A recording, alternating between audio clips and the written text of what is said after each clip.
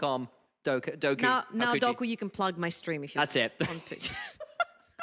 All right, bring it back. Okay, let's talk about these drafts, because what we've got is a pretty heavy dive comp from the side of MNM. Canna's got his Hecarim. On the other side, XL have managed to get a very solid peel-back comp. They've got the Tomcat, they've got the Viego, they've got ways to try and deal with what MNM will be throwing at them in the mid-game. What's really scary here for the side of MNM for me is that they have Canna on his Hecarim, which is fantastic. We know that he is great on the Hecarim. He finds the engages. My only issue here is who dives in with you? Because we've seen a couple of times Hecarim's diving into the backline, and when there's nobody accompanying you, you sort of stay alone with a rose in your hand and you have no one to give it to. And you die alone in the backline.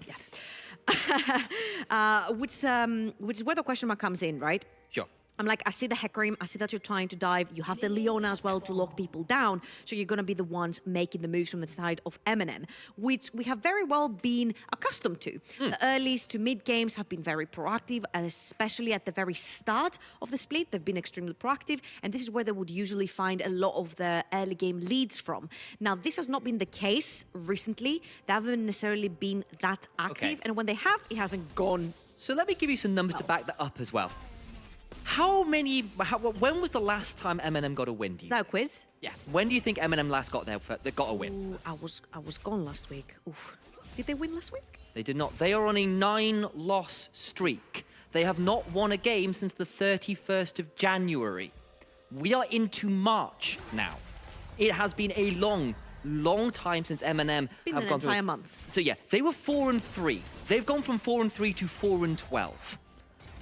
Things have fallen apart as the split's gone on for this team, and I like the fact they've tried to shift this up. They've gone more towards Abista. They've moved Royal Cannon onto a little bit more of a utility pick here, which I don't honestly hate, considering he's been struggling a bit, honestly. He's not had the same impact we were praising him for in the early weeks on things like the Vex, which are paired up with the Hecarim.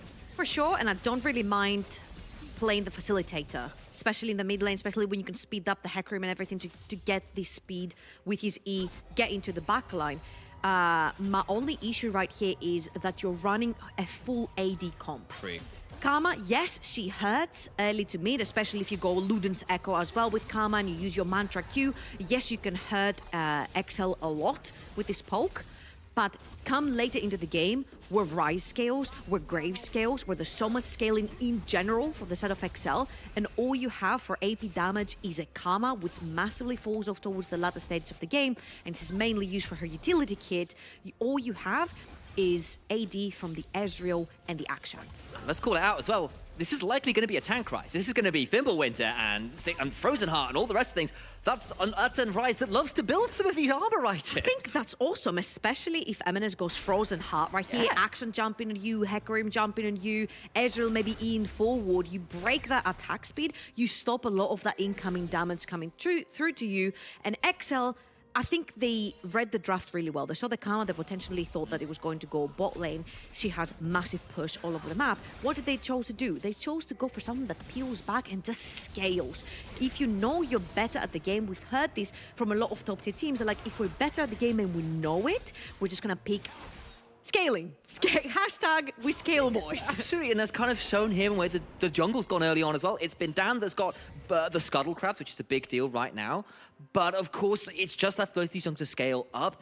And honestly, we've got a point here where XL have gone for a pretty standard draft. Especially considering we've had a few drafts recently where it's been a little bit off meta, should we say. Aphelios mid, the ADRE, the Zac support. And while we've known XL to succeed on stuff like that over the early split, it's cost them a couple wins, and considering they're now not even confirmed second place anymore, there's still a fight going on. This is an important game for them. So I'm not against teams trying different strategies, especially when you're towards the top side of the standings. But just because of what you mentioned, you haven't locked in top two. Top two is so important. Let me talk to you a little bit about the stakes here. Let me throw in the narrative now that nothing's going on, because everybody's... I do love a steak. You don't like it? I like my medium rare. No. Well, everybody's scaling. Kikis does not like scaling okay, none of that. Well, the moment we try to talk about stakes, MNM decide to come and make some damage, and they go get the Ignite down, but not too much more, just a shove in bot. So, because you haven't locked top two for JDXL, and why we're saying that top two is very, very important, is because only two teams will go to the upper bracket of playoffs. number 1 and number 2 seeds will play each other. The one that wins the best of series is guaranteed a ticket to EU Masters, whether they win the finals or not. And that's huge. If all you have to do is play a best of and you're locked in for EU Masters, it's such a big confidence boost. Now, JDXL cannot reach X7 because their head-to-head is 0-2 for XL. Pretty rough. But Yep. Bifrost can very easily snatch away XL's top 2. And I think they definitely have to win both games here. And I think their draft is very traditional just because of that. Absolutely, and Babista continuing to be obnoxious, throws down the swing, stepping forwards. It's a good smoke screen to buy time. No ignite, but it's a flash forward for the auto. Go on, quick at it! And that last tower shot is just about avoided, but that was inches away from first Kryze blood for walks in, Babista. Kana is around though. Kana is around. This is second. He's got Ghost, but Kryze is there. He's got no idea. He could be in so much They're danger. pinging him. They're pinging him. You know, he's there. He stepped forward. He gets the collateral damage from the XP. But now Kana surely finishes this one up. I don't think as many True Grit stacks you're going to get. It's not going to be enough to stay alive. He's just trying to farm it out. It'll be a 1-for-1 in the end, but first blood goes towards XL's top laner. That was so well played, honestly, by Kryze. He sneaks into the bush. They do ping him, and he just stays hidden to get that experience off of the minion that just died. Pops the R onto Babista.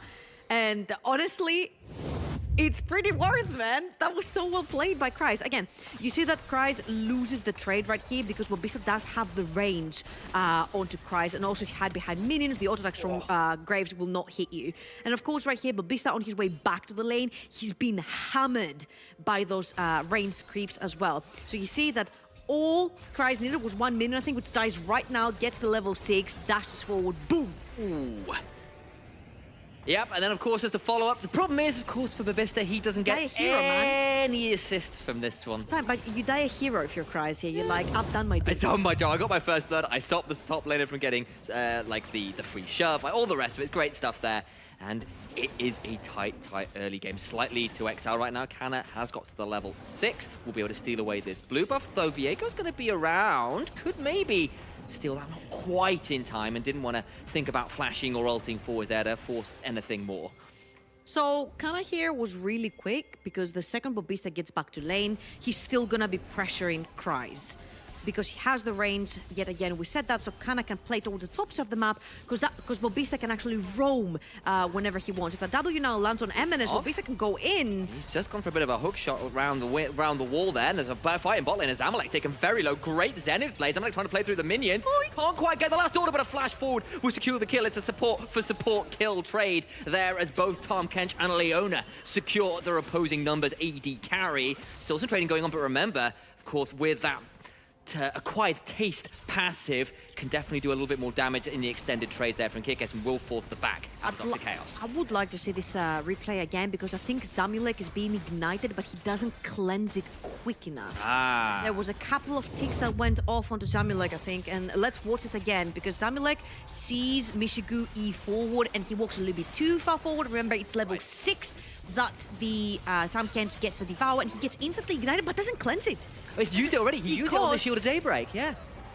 He holds the cleanse because Dr. Chaos is threatening him with Q. He's holding the Q on him, puts the ignite down, holds the Q in front of Zamulek, and Zamulek has to make a choice. Do I cleanse the ignite and get stunned, or do I tank 2 ticks of ignite and then try to cleanse the stun? And just because of how Dr. Chaos plays this so well around the cleanse, Mishigu was able to put down the killing blow. It was Dr. Chaos because he deserves it. Absolutely. Did a really good job. Forced the cleanse early from that Shield of Daybreak. Tries to get out, but the ignite comes down afterwards. The follow-up with the great stuff from the Leona. All the while, though, we are looking at, while it's 2-2 in the kill, it's still a slight gold lead to XL. From some of those laning stats, you can see it in the mid, you can see it in the top, where they have managed to get advantages from those minions as Mishigu stepping forward. But it is across a captive audience, and maybe got a little bit nervous there as level 6 is starting to come through. In fact, Dr. Chaos has got that advantage right now over Kikis, who's a little ways off that as far as I can tell. So if if there was an angle, now might be a time, but of course, down around the corner with the Herald they secured while all of that bot lane shenanigans were going on, would make that a challenging move. In fact, he's not backing yet. They're thinking about this. There's the deadly flourish.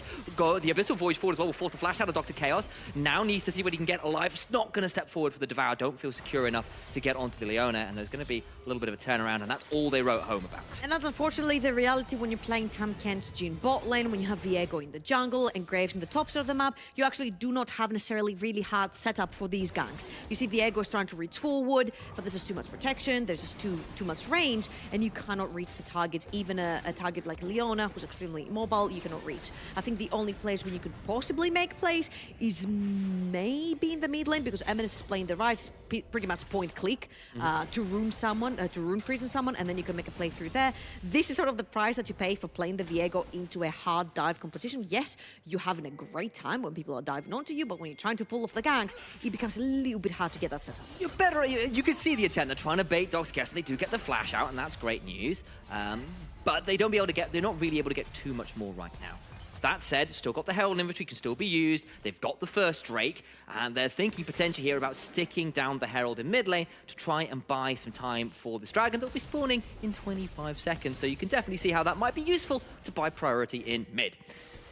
I would say just get into the jungle right now, try to get some deep vision, and then go back as the Drake is spawning towards the mid side of the map, but they want to make a play towards bot. Oh, they see what they want to have the cake and eat it. Abyssal Dive will force the flash out of Mishigu. Dr. Chaos, remember, no flash taken so low. Flash forward from Dan will help secure the kill with the ignite from Kikis. That is Dr. Chaos who's put down for the count. Teleports are coming through, though. They're going to try and chase the Ballistas here as well, alongside Royal Cannon. It's a 4v3 in the jungle. Flash out from MNS, trying to get away. But look at the onslaught of Shadows. Only really lands onto Kikis, but he's got a thick skin. Gonna try as my best he can. Comeuppance, not quite enough, but there's the deadly flourish from across the world alongside the curtain call. Will get a kill onto Canna. They continue to chase forward the turnaround as they tried to force the over chase, but really it was all a bait. And it's XL that come away with 3, make it 4 if you count Dr. Chaos with all the kills there. They're gonna drop the Herald as well, and Babista needs to think about getting out of dodge real quick. Yeah, they put down the Herald, so somebody tanks the tower while they're trying to hunt for Babista. MNS is leaving the others towards the other side, though, and he might actually get spotted here by MNS. Oh, there's Revenge Orang gonna get... Oh, quite enough, and Babista gets the solo. So this is so worth it, honestly, for the side of JDXL. Look on the top side of the map. He's being pink. He's like,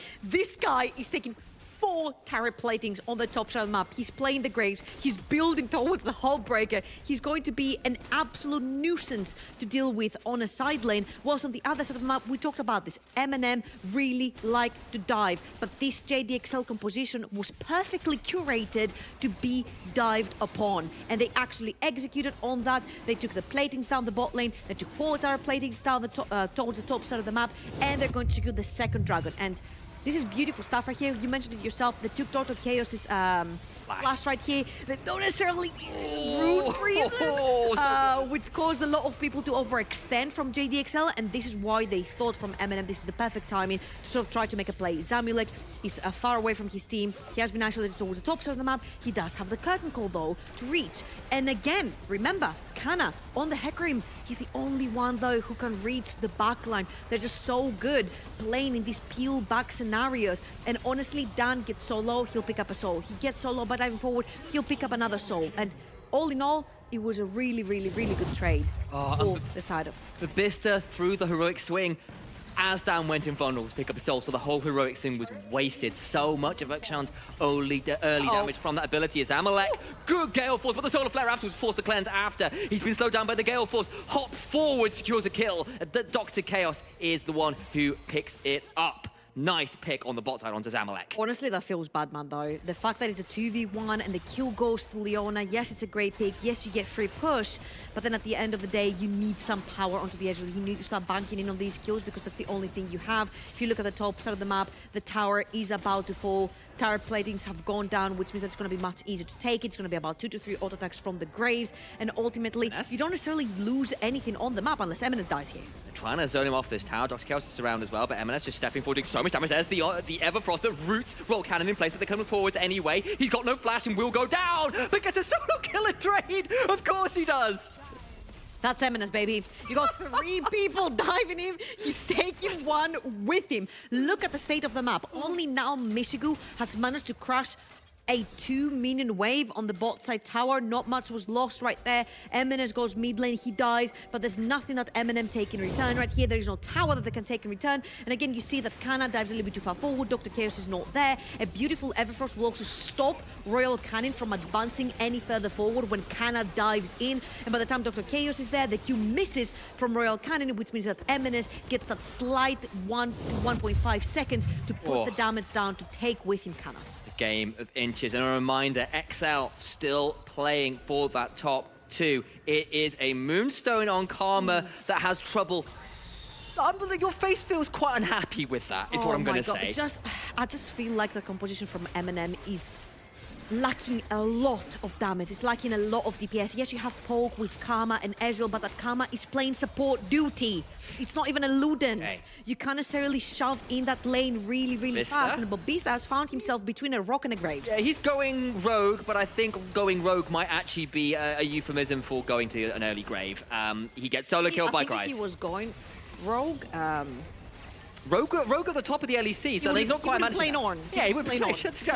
Right, there's Rogue. As Kana is not very tanky, he dies. Remember, that's a Trinity Force on that horse, and he just goes down a bit squishy. I understand you want the damage, but it's not gonna work. And XL now up 5,000, nearly 6,000 actually gold here in the mid game. They are looking closer and closer to getting towards a second place spot. A reminder, they need this win. They're likely going to need the win on Wednesday as well, because Bifrost have got a pretty damn easy schedule of it. We'll talk about it a bit more in the next game as they summon the Herald, secure more gold, but this needs to come through if they want that top 2. Dr. Chaos, they would like to try and stop it. They'd like to play spoiler, and they do get Kikis shut down. Of course, Dr. Chaos who picks up the kill again, though. It's 3 kills that this Leona secured. Not what MNM want to see if they want to come back in this game. This is a very important game for XL because they're playing MNM today and Riddle on Wednesday. And Riddle is going to be an even harder team to beat than MNM right here. MNM is playing spoiler. Riddle was already locked in playoffs, and they do want to take down XL in that top 6 spot. So XL need to win absolutely all of their games this week, and then they have to pray that Bifrost lose one of theirs so they don't knock them out of that top 2 spot. So far, JDXL have been doing great. Look at all the bounties accumulating, all the JDXL members. It is going to be actually the Eclipse with the Hullbreaker right there, and not the Shield Wall, with something new that we haven't necessarily seen before. I mean, if we have seen it somewhere, I'd like to know. Eclipse for sure. We have seen it. So Licorice did it in the LCS when he got absolutely stomped in lane and realized he couldn't play lane anymore. So he basically did it to say, look, at least it's where I can throw an ult in team fights and be useful still. Honestly, I think the purpose behind the Eclipse here is because Shield Wall versus Eclipse, yes, the Eclipse also gives you a bunch of lifesteal and it gives you a shield, but it makes you a lot more bursty on the Graves. And I really like that, because who are you going to play against in the side lane? You're going to play against an Action who's pretty squishy, and that Hecarim, you said it yourself, he has Trinity Force. Yeah. He dives you can flash away, you can ult away, but you can also put down the damage. You've got the lifesteal, you've got the Hullbreaker that will keep you alive with the extra defenses. Here we go. So I really do like this. Wait, MNS gonna get his Realm Warp interrupted, gonna try and trade out best he can. It's a lot of damage onto Bobista, but now it's a 1v4 for this top laner. Kryze trying to make his way out, gets a flash, doing as much damage as he can, can't quite get the kills. A tower at juggling, it's still pretty good, and he brings it back!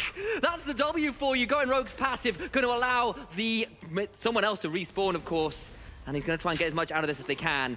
Now Bobista doing his best to get out of here. Roll Cannon gets knocked up by the Abyssal Dive, though, and when you look into the Abyss, it stares right back. Kikis gets the kill. It's a 2 for 2 overall. Yeah, but I think Kana really wants more. Bobista's moving forward. E4 from Ishigo as well.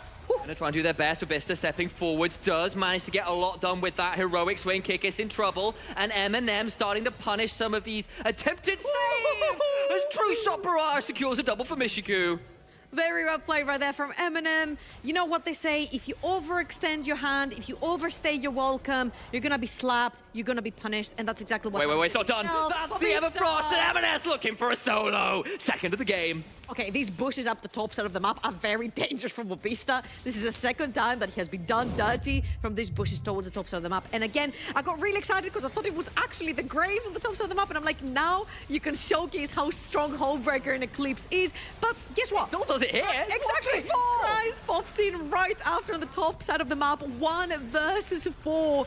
Honestly, if he wasn't hit there by the Mantra Q from Royal Cannon, I think he could have taken more with him. Zamalek is going to end Leona as well. And Kikis is just going to move forward. The problem here is that because Kana died at the very beginning and he gets released from Action's passive, which brings him back to life, means that he can sprint it all the way through the top side of the map and get back into this fight. Meaning that Samulek and Kikis are caught off guard because Misigu is on the flank as well. That E4 was really beautiful as well. Lands the W, and then Kana helps Misigu take down Kikis, and then a beautiful snipe. At the end of all these series of plays... Mobista right now must be so mad because this is... look at that. MNM is just letting the wave pass. There is no vision whatsoever. Overload. EQ, EQ, EQ. The Rise special. Gets a lot done there. Spell Flux and Overload, when you get to machine gun it, is pretty obnoxious, it turns out. Goodbye, dear Babista. We knew these well. Thank you for the sound effect. That's pretty welcome.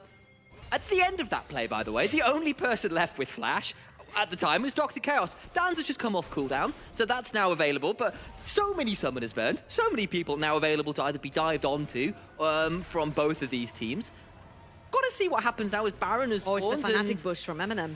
They are going to try. The thing is, we talked about this. JDXL doesn't necessarily want to be moving too far forward. They're just setting down the vision wherever they think is safe, and they're just waiting for MNM to pull the trigger, because ultimately it's going to have to be MNM pulling the trigger for this place. They're the ones having the Hecarim, they're the ones having the Leona, and they might have found themselves prey. Ooh, just about. There's the Deadly Flourish afterwards, but it's just going to be a little bit of territory control, we'll call it. Just trying to defend these bushes, trying to keep at least a line of vision into the jungle, as Babista's now going to be spotted, and Christ is going to go, I'll take a couple autos. That gets an end of the line off the turret as well to chunk Babista down to half.